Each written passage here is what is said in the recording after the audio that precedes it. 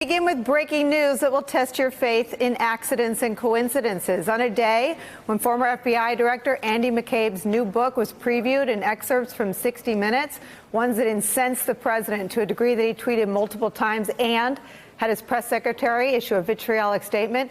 On a day when a judge in the Paul Manafort case ruled that, as the special counsel's office contended, Paul Manafort intentionally lied while he was under a cooperation agreement with the special counsel's office.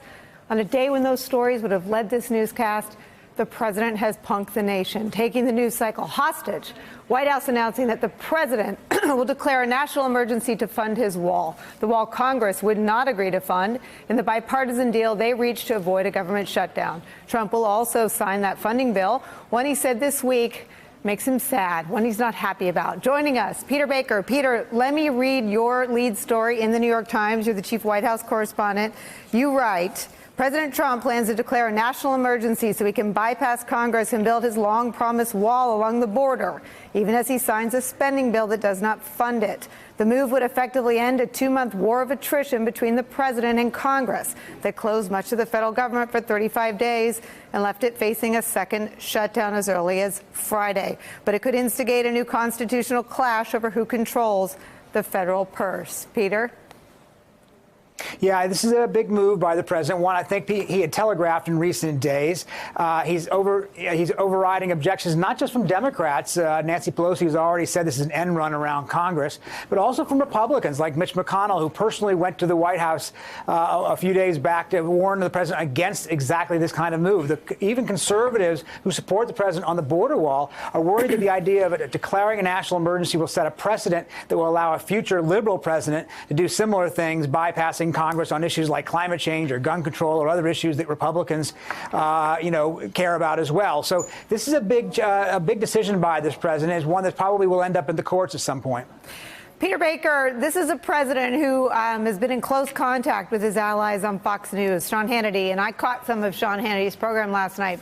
Sean Hannity either not in the loop or this decision another example of Donald Trump's White House flailing in full view. Any reporting on when this decision came into formation and ready to announce? Well, he just got the bill at the end of last night. The White House did. They were studying it's more than 1,000 pages, and they were very concerned about what they call landmines in the bill. There are provisions in there the White House really doesn't like. For instance, that were giving local governments a lot more of a say, basically, on this border, any border fencing, any kind of barrier put up along the border. The White House was very, very upset about that. And there had been some concern that on the part of people who wanted him to sign it that he wouldn't do it, that he was going to try to find some other way to keep the government open through a continuing resolution while fighting this out even longer. But clearly, Mitch McConnell, who announced this decision by the president on the Senate floor, was pushing the president into making a decision, announcing it before the vote so that he could lock in, a favorable vote by his Republican caucus. He didn't want his Republicans caught out voting for a bill the president wasn't going to sign. Peter Baker, you and your colleagues did some extraordinary reporting around the last shutdown, and it ended when more Republicans signed on to the Democratic bill than were enthusiastic about the Republican bill, which included border funding. Is the White House sort of woken up to the reality that when it comes to funding the border wall, they've lost the battle over the hearts and minds of the Republican caucus, at least in the Senate? Well, they're very frustrated with their Republican allies. The president is, obviously. He's expressed that in recent days. He's taken some of his ire out on Paul Ryan, who's no longer there. He was the House Speaker, of course, until the beginning of this year. But he blames Paul Ryan for promising him to get money for the wall and then not delivering, in effect, last year when the Republicans still controlled the House. Now, of course, the House is in the control of Nancy Pelosi and the Democrats. So the idea that they were going to do something that Paul Ryan's Republicans weren't willing to do was always sort of a kind of a stretch. So, yeah, I think he's frustrated with Republicans as much as he's angry at the Democrats at this point. And what is the case that will be articulated in an emergency declaration when the flow of illegal immigrants over the border wall is at a 40-year low? Yeah, it's a good question because, in fact, of course, if it's an emergency now, why wasn't it an emergency 5 years ago or 10 years ago? The numbers don't support the idea that there's something extraordinary happening now that hasn't happened in the past. On the other hand, there is a law passed by Congress back in the 70s, the National Emergencies Act, that does give presidents the ability to declare these, emergencies in some circumstances. There are currently 31 national emergencies still in operation declared by this president or his predecessors. So it's not an unusual thing in that sense. What's unusual is using this legislation to move money around the way he's planning to do. Most of these national emergency declarations are about, freezing property of people from, dictatorial countries that are in the middle of a bad war, or that kind of thing, sanctions in effect. This is unusual in the fact that he's trying to win through a national emergency declaration where he could not win through a policy fight with Congress. And that'll be the argument that goes to the courts. Can he do something on his own authority that Congress basically told him no, they wouldn't authorize? And what is the legal argument? I imagine the White House counsel's office has been background briefing reporters and laying out the legal case, because I think there's some real questions. I worked in a White House for 6 years. I'm not sure what authority a White House has for appropriating funds for a border wall.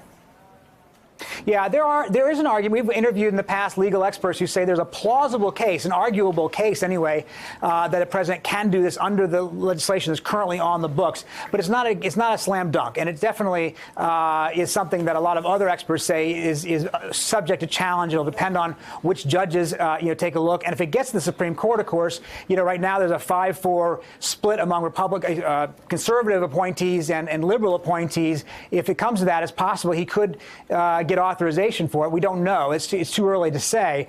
But they have been looking at this. They have been studying this. We don't know if there's a Justice Department, OLC, Office of Legal Counsel opinion about it or not.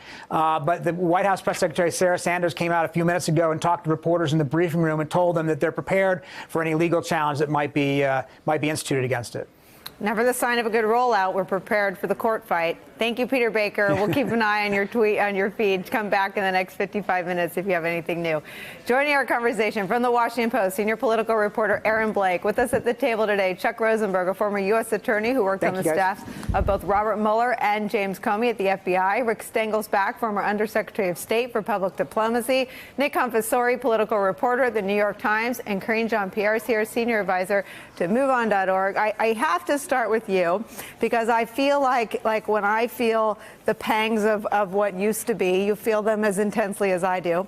If you wanted a border wall and you were the president of the United States, it would be your prerogative to go build support among your own party, and then to get that support to transfer to members of Congress in the House and Senate who would support legislation funding a wall. He failed on that front. He's failing all day, every day in full view. And now on a day when there are two stories that we know he loathes, and more than loathes, fears, he does this. What do you think? Just a coincidence, Nicole, right? So here's the thing about the shutdown that we just endured. That was 35 days of utter fecklessness. I mean, you put people in great financial jeopardy.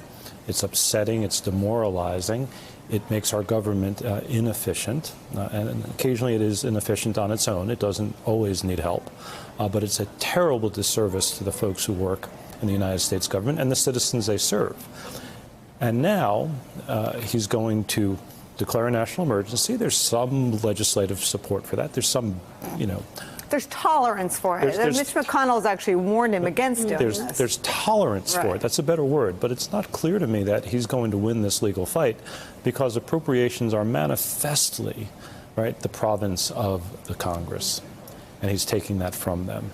And so... Yeah, but wait, I don't want to gloss over that because Peter Baker talked about, if it ends up, and you've got a really bad case if you're banking on the 5-4 breakdown in the Supreme Court on the day you announce the policy.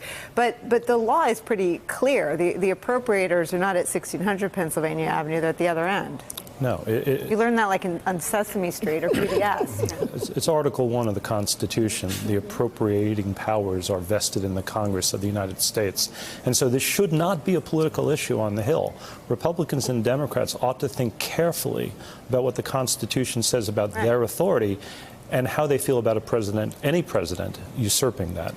Rick Stengel, this also, and you were a magazine editor, if you were going to put a story on the front page, if you were going to put Andy McCabe's face on the front page, And if you woke up as a White House having to deal with the president's booming rage and vitriolic tweets about Andy McCabe, if you read this morning's newspaper analysis about the ruling in the Manafort case, and you have more evidence that a judge, an impartial judge, is siding with the kinds of arguments being made by Andrew Weissman, the lead prosecutor in the Mueller case.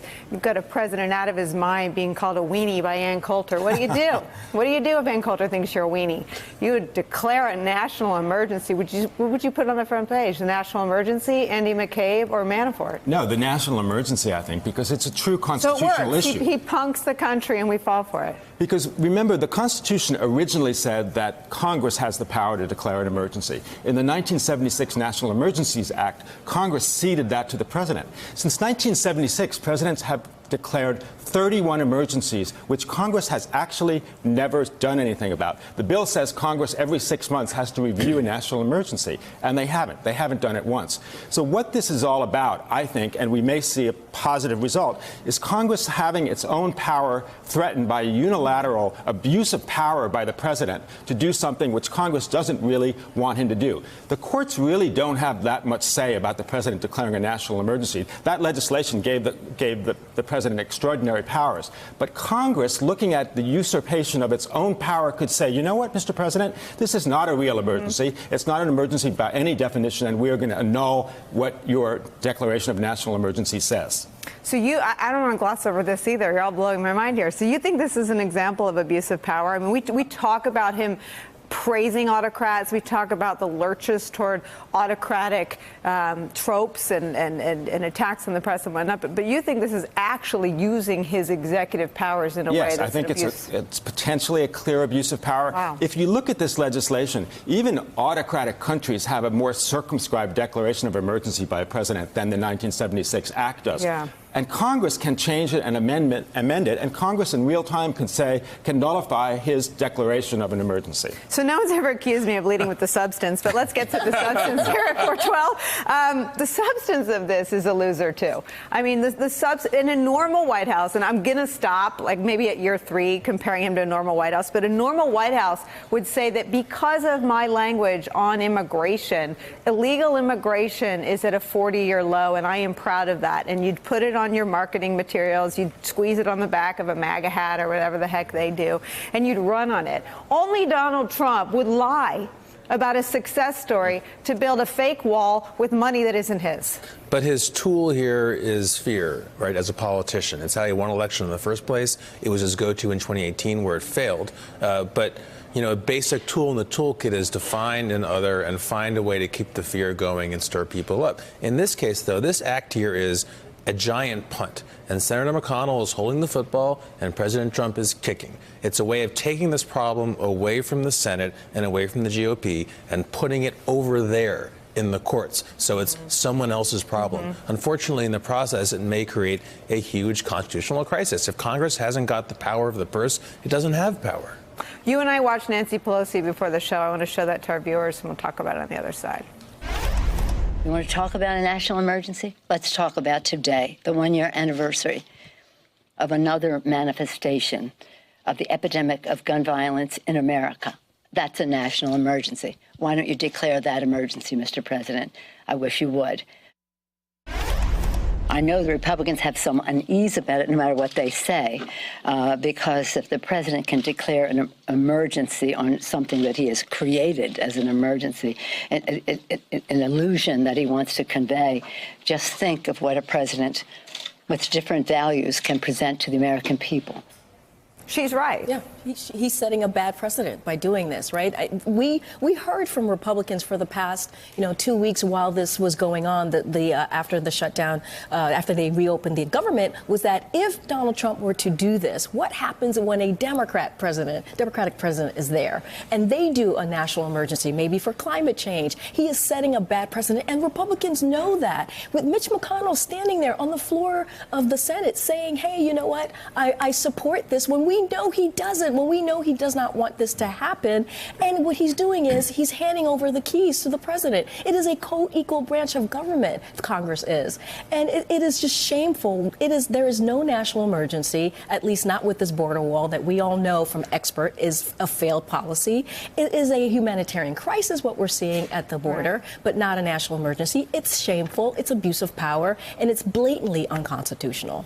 Aaron Blake, can you jump in on the two threads of what we're grappling with here in the 4 p.m. hour? Sort of the headlines this White House woke up to, their known aversion to acknowledging any victories in the courtroom for the Mueller prosecutors, which yesterday was a clear one in the Manafort case. The president's public feud with Andy McCabe, and I know the spin is, oh, it's a good fight for him. This is not a good fight for him. This is a man that the vast majority of Americans will view as a public servant who got his wires crossed with the president and is now telling his story after paying the ultimate price, losing his job, having his wife slandered, and now facing more legal problems. The president also, with his back up against the wall, being called a weenie by Ann Coulter and other right-wing nuts. What do you make of the move today? Well, what we're seeing is an escape hatch. I think one of the guests referred to it as a punt. This is also an escape hatch for everybody involved. We haven't seen reporting on exactly what the conversations between Mitch McConnell and the president have been, but I wouldn't be surprised if McConnell basically assented to him on this national emergency after advising him against it because it was a way to bring this entire thing to an end. Look, this is how the president has conducted himself throughout his presidency. He is willing to go farther than anybody else as far as digging his feet in. He is willing to do things as far as breaking down political norms that we haven't seen in politics in decades, maybe even ever. And that puts other people around him in the position of basically either tolerating him or drawing a line in the sand and actually fighting him on something. And there is not a desire to fight him on this. This is a way for McConnell to get past a shutdown that he apparently never wanted in the first place and was threatening to happen again. And so basically he can throw this to the courts and they can decide what's going to happen now. But the unintended consequences of that, I think, are bigger than a lot of people realize. This is something that is not tested in the courts. This is something that could very well succeed. A president could use a national emergency declaration to get something like this done, which is basically a political promise that he made with no real argument for the national emergency having increased in recent years. And if that, there's a reason we haven't had this fight before, and it's because legislators stood up to the presidency because they wanted to have that fight, because they wanted to protect their prerogatives. They're just not in a mood to fight with the president. At least Republicans aren't right now. And so we are seeing things tested in a way that they simply have never been tested before. I think Aaron Blake is absolutely right. And I wonder all the time if this White House ever knows what's around the corner. They seem to get lost in the crises, not of the day, but of the hour. And what's around the corner for them, and I know this, having worked in a Republican White House that lost the Republicans at the other end of Pennsylvania Avenue over policy, not over tact. This is over tactics and policy, is that they have no idea what the next few weeks and months are about to be like, because being at war with Nancy Pelosi will feel like a walk in the park compared to the subversive, quiet, silent sneak attacks from Senate Republicans. I mean, Nancy Pelosi is a master tactician, a master strategist, and a brilliant public sort of leader and general of her troops. Mitch McConnell is sort of plays cloak and dagger, and this White House will not see his attacks coming. I think that's right, Nicole. Here's what's interesting. The opening of your show, I think, said it well. There was an earlier crisis today. There were two bad news stories, and suddenly we're talking about something else. So there doesn't. We're not. Well, we're not, but others might be. But there doesn't seem to be long-range vision or long-range planning. But there does seem to be an ability, maybe unintentional, maybe intentional, to change the topic. Here's the problem with this one in terms of long-term planning. They might win in the court. They might lose in the court. The courts typically have deferred to presidents when they declared national emergencies. Courts are loath to second-guess presidents on foreign policy or national security matters.